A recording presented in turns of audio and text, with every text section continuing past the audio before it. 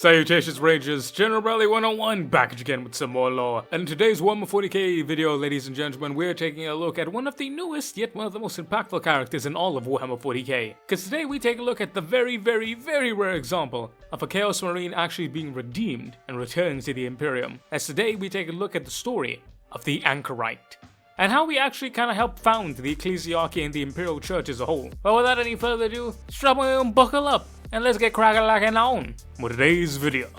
But first, of course, a little TLDR on his story. The Anchorite had his beginnings early on in Colchis, as he was one of the first ever aspirants taken from that world to become part of the Wordbearers Legion. Thusly, he would continue to serve with the entirety of the 17th Legion, from its inception as the Wordbearers. He would continue to serve admirably throughout the entirety of the Great Crusade, and fully embrace the teachings of Lorgar with the Emperor as a god, like the rest of the Legion did. However, this would all come to a head, as most things did, on Monarchia, with the Ultramarines burning the Prize City to the ground, and the Emperor decrying them as fools. This would sunder the Legion, and break the spirit of everyone, the Anchorite included, and it would allow for Erebus to influence Lorgar by the teachings of chaos, and thusly the entire Legion, and the Anchorite fell for it as well, with him, as well as the entire 17th Legion embracing the divine teachings of chaos, and rejecting the Emperor. This we know of course would lead to the heresy, but particularly the Battle of Kelf. But it was here that the Anchorite first showed his difference from his other brothers. He showed a sense of clarity. Many of the 17th Legion desired understanding, but in the aftermath of what happened with the Emperor, they fully gave themselves over to the Chaos Gods, believing they had no other choice. The Anchorite, however, still maintained that sense of understanding, that sense of scholarly lore to him. Thus, he wasn't afraid to think.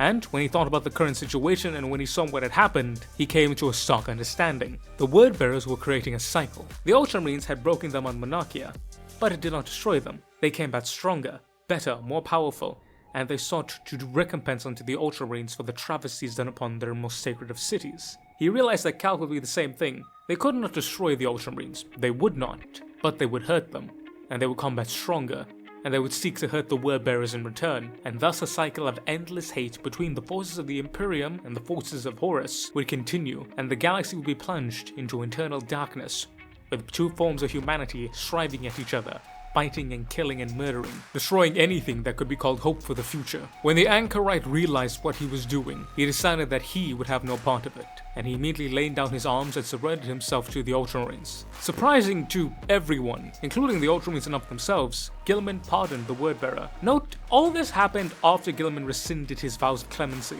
But again, it's one of those things that goes to show that Guilliman could have actually seen that this Wordbearer was generally a son caught up by his father's misdoings, and was actually penitent, so he allowed him to live. But he didn't allow him to go free. The Anchorite would be imprisoned and serve a life sentence basically for his crimes against the Imperium, which to the Anchorite's credit, he rarely accepted. Initially he would be imprisoned upon Terra, and would actually be present for the Siege of Terra. During this time, demons would try and tempt him. They would whisper to him of power and of might, urging him to become their host, that they may break free from this prison. And with the Anchorite being so deep in the heart of the vault enough itself, he would be at a prime position to strike at the inner core of the defenses. The Anchorite, however, continued to pray, and simply banished the demons away with his mere presence, all the while continuing to pray. And it's at this point that he would actually return to the worship of the God Emperor himself, becoming one of his holiest avatars. So holy in fact that even after the heresy, he would write many teachings that were a combination of his own interpretation as well as that of the Lectitio Divinitatus, the big book written by Lorgar himself. And these writings, as well as the Lectitio Divinitatus,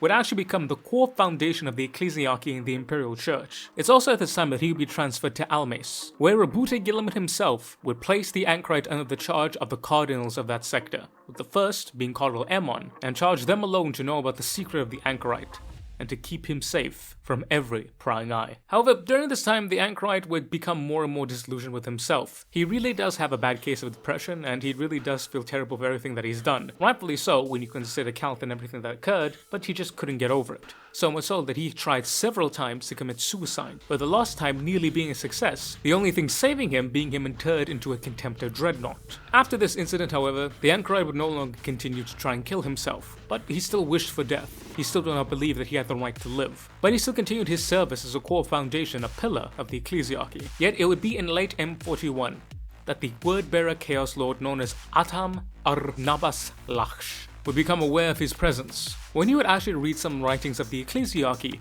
recognizing them as the writings of the Anchorite, for he and him had known each other in the previous life when they were still in the Wordbearers Legion during the heresy. Thus, he would launch an invasion of the planet. It would be here that the Dark Council of the Wordbearers, that being the main governing body outside of Lorgar himself, would charge the Chaos Lord to bring the Anchorite back to them. Ahmad Nim would create a massive fleet and be given many resources to accomplish this, as this was quite a big deal for the Chaos Lords at the time. Thus, as he entered the system, he swept aside any and all Imperial defenders, navy, army, and regiment included, and it would seem that Almace was in complete and utter peril. However, the newest Cardinal Imian would actually activate the failsafe, that being a specific code attached to him, given to him by Guilliman himself, which would send a direct message to Guilliman sounding of danger in regards to the Anchorite. From there, Guilliman would order Imperial Fist Lieutenant Haid Kalder to lead an Indomitus strike force in the defense of Almace. Though Gilada didn't exactly tell the lieutenant what exactly he was guarding, but the Imperial Fist being Imperial Fist did not question orders and got shit done. However, as the Wordbearers reached the world, Cardinal Edwin would actually reveal to the Imperial Fist Lieutenant the existence of the Anchorite. After learning of the existence of the Anchorite, Lieutenant Calder would decide that he would defend the planet unto death, as the entirety of the Indomitus Crusade Strike Force began to fortify the world and prepare for the arrival of the Wordbearers. However, despite the Imperials guarding the palace with such might, the Wordbearer force outnumbered them in a totality that made any last stand utterly superfluous. The Anchorite for his part knew that it would be the Wordbearers who were coming to claim him, as only they would have such a desire to do so. He had vowed never to return to them, but he had also vowed never to raise a hand to them. Thus, he would simply await his death, even going so far as to tell Cardinal Emion himself that he would not fight his brothers. He would not even raise a hand to defend himself. He would accept his fate, as he was prepared. Remember, the Anchorite still wanted to die, and he thought that, yeah, no, this is really the best case scenario, I deserve death, as he thought that his brothers were coming to kill him. As the fighting above the palace became so incredibly bitter and brutal, Cardinal Emion would plead with the Anchorite to take up arms. The Anchorite, however, would say that he should just kill him so the Wordbearers would leave. Emion, however, here straight out refused, telling the Anchorite that it was his duty to protect him, and that he would die protecting him, and that every single defender above would die protecting him before the Anchorite was ever harmed. This conviction and this drive, this declaration of purpose and intent shook the Anchorite to his core, so much so that when Emion pleaded again, the Dreadnought would relent and meet forth to confront his brothers, with the Dreadnought bursting out of the palace just in time to save Lieutenant Calder from Ataman's hand. And it was here that the shining golden Dreadnought would speak forth an ancient Colchizian word, which is said to have existed since time immemorial, and in an instant banished a demon. From there, the Anchorite would continue banishing the entirety of the demonic army, unleashing holy words and ancient canticles, banishing all of them until there were naught but the mortal followers left. In the aftermath of this that had happened, a stunned Ataman would simply call the Dreadnought an anathema. As the Dreadnought went to speak with Ataman, he would recognize him, as they had known each other from the time of the heresy, yet he could still see that this Lord of Chaos walked the path of destruction and treachery that led to the Horus heresy. Ataman would then offer him to rejoin his legion and kill those who had imprisoned him. The Anchorite rightfully rejected. Confused by the Anchorite's answer, Ataman told the Dreadnought to stand aside so that the Wordbearers could conquer the world. The Anchorite refused again, and speaking words of ancient power, did he strike at the Chaos Lord, all the while decrying the lies of Chaos, their foul gods, their Primarch Lorgar, and the Wordbearers. Everything that begun their damnation. He would rage against this building up within him, and finally, he would ring aloud and praise the glory of the God Emperor for saving his soul. And in a blind rage, fueled by righteous fury, even when Atanim struck down one of his arms, the Dreadnought still fought on and on and on. Even as the Wordbearers tried to capture him, he would not relent. This mighty Dreadnought, glowing with radiant energy, would slay Chaos foe after Chaos foe after Chaos foe, all while roaring righteous rage, using the words of the Lectitio de Demetatus to preach the glory of the God Emperor. During the shock and awe of it all, Calderon would then again do Natamim, with the Imperial Fist Lieutenant claiming his life. And before Imperial reinforcements could arrive, the Anchorite would stand tall upon a mound of dead Chaos heretics. For there, the Anchorite would be repaired, and he would be returned into his imprisonment, where he would continue as he had for over 10,000 years, but noticeably more at ease with his soul, as he had come to gain a measure of understanding from the encounter with his fallen brethren. As for the rest of the Imperium, however, well, they now know that a Wordbearer's Dreadnought is actually part of the reason why the Imperial Church exists. and actually had a hand in writing some of their scripture. What that will mean for the rest of the galaxy and the Imperium as a whole, well, that's yet to be seen. But as for the Anchorite, well, he certainly lives up to his name. So that's a TLDR about the Anchorite. But now, let's talk a little bit about him and actually get into the meat of this story. The Anchorite is by far one of the most impactful and important stories in all of Warhammer 40k. The mere existence of this character changes so much in the grand scheme of 40k, it is absolutely absurd. Not only with him actually having a hand in creating the Lectitio de Novitatus, as well as the foundation parts of the actual Imperial Creed, but for the sole fact that he is unequivocally a Chaos Space Marine that has been taken, reformed, and gone on to serve the God Emperor and fight against other Chaos forces in service of the Imperium. What you guys need to understand is that this existence, the sheer idea that a Chaos Space Marine could be redeemed, had not existed pretty much ever. It was just not a thing.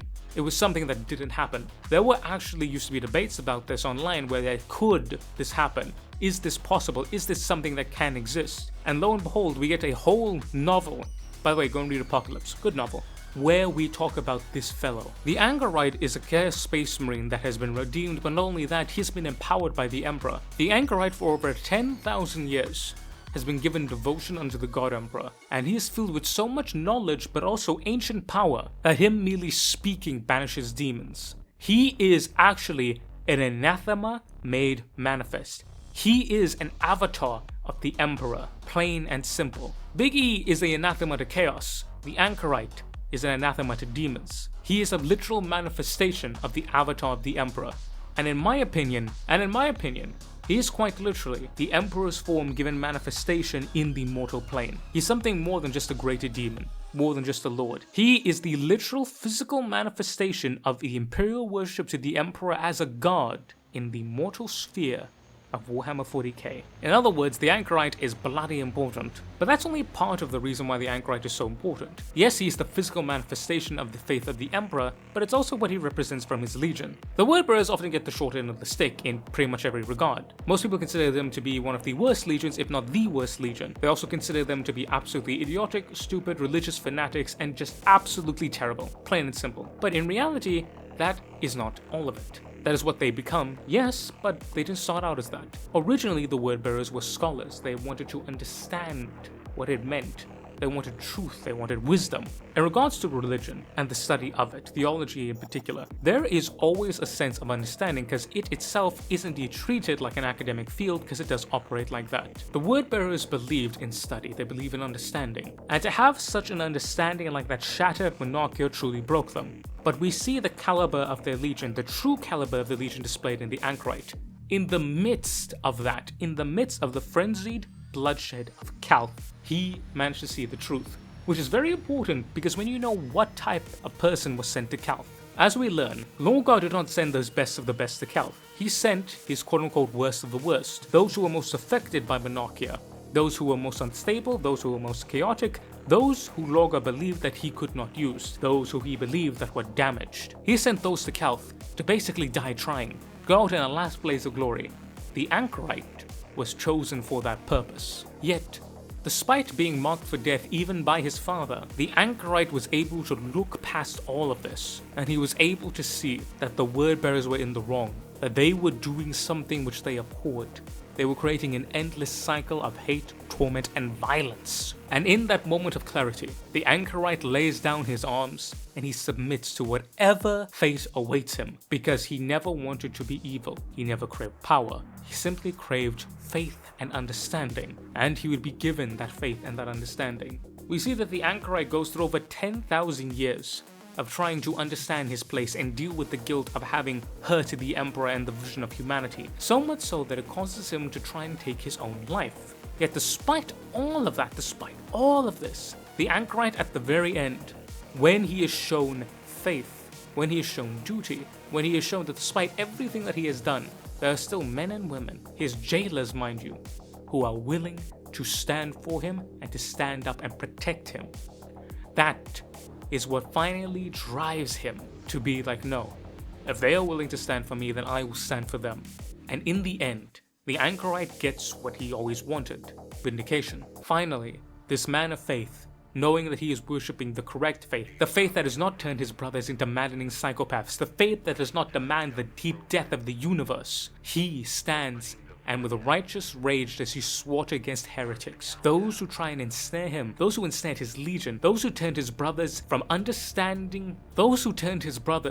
from scholars wishing to understand faith and the world we live in, into maddening heretics that crave flesh, bloodshed, and slaughter. That righteous rage that inhabited him was finally unleashed, and in that very moment, after 10,000 years of waiting, the Anchorite finally earns vindication, and we see that he is completely changed after that. Ultimately, the Anchorite represents the best qualities of the Wordbearer's Legion, and it goes to show that the heresy was not a sure thing. It's only at the end of the heresy that truly many Chaos Space Marines accept their fate. There were many who never wanted to be chaotic. There were many who never wanted to serve the Chaos Gods. They had their own grievances, their grievances were not dealt with, and like humans, and like all human beings, they exercised what they thought to be an injustice, and they raged against it. But the Anchorite shows us that it is very much possible for not only a Chaos Space Marine to be redeemed, but the fact that the Chaos Space Marines are not just as one-dimensional as we thought they were. They were never one-dimensional, they were always human beings. And despite them literally committing untold horror, they can still be redeemed, but not only redeemed, changed, transformed, and become living manifestations of the Emperor's avatarship on this earth. The Anchorite is an anathema made manifest. Not only in the fact that he can banish demons, but the fact that he is a Chaos Space Marine, not only fully redeemed by the Emperor, but I would argue given grace by the Emperor. For those of you who don't know, justice is punishing someone for their crime. Mercy is allowing them to go scot-free without any punishment. But grace is not punishing them for their crime, but actually rewarding them with a gift for said crime. That is why it is called grace, and that's why it is so unfathomable to us human beings. It's so desirable. It is in my opinion that the Anchorite got not only mercy, but he got grace from the Emperor. He was changed from being one of his most ardent haters into one of his, if not his most devout followers, filled with the literal manifestation and given the grace of being the physical flesh and blood avatar of the anathema that is the Emperor of mankind, the God Emperor of mankind, upon the holy grounds of this mortal realm. And where his story will go, we don't really know. But the cat's out of the bag, and how the Imperium will react and how anyone else will react, we don't know. But regardless of what it will be, we do know what it is. It's the story of a man who was betrayed, who would come to understand that he had become that which he hated so dearly, rejecting all of it, and embracing penance, before finally giving grace, and then mercy. First being given justice, then given mercy, and finally grace by the God Emperor of mankind. And in the end, finding his place within this universe, and truly getting what he always wanted, an understanding of faith. And that, ladies and gentlemen, is the story of the Anchorite, the first and, to my knowledge, the only Chaos Space Marine that has ever been redeemed, but not only redeemed, reborn as an avatar of the God Emperor of mankind, anathema, the gods of chaos.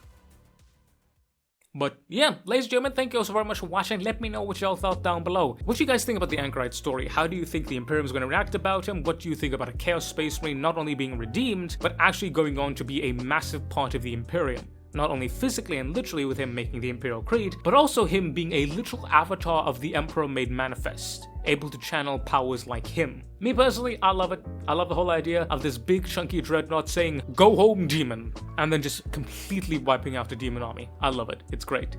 But let me know what you guys think down below. But I want to say a massive thank you to you guys for watching, and even more massive thank you to my awesome members and patrons. Big shout out to my Officer Corps with Mr. Eddie V3, Mr. Majora of the Void, shout out to my Sergeant Tier members, Mr. Damiak, Mr. Andy McGee, Mr. Warsmith.Fireheart, Mr. Corns Butcher, Mr. Bullwin, Mr. Sean IRL7, and Matthew Merrill. Big shout out to my Corporal Tier members, Tremail the Math Kitty, Mr. Lord Rosarius, Mr. Tech Priest Toaster, and Shauna Smithers. And finally, but certainly not least, massive thank you to my private tier members, Mr. Thomas Moslons, Mr. Ivan _ SVW, Mr. Hotori's Curse, Mr. Monkey Man, Mr. Michael Hayeda, Mr. Diego Castro, Mr. General Alexander, Mr. Fortus Unum, and Mr. Gentle Salamander. Thank you, each and every one of you, and you guys will have noticed that the member badges have changed, yes. If you're wondering what those are each the individual company icons and markings of the Salamander companies. Yeah, I got an idea talking to a friend about, hey, you should change it and make something different. I was like,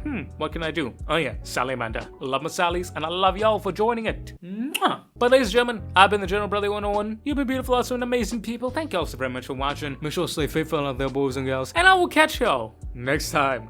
Dismiss, Rangers.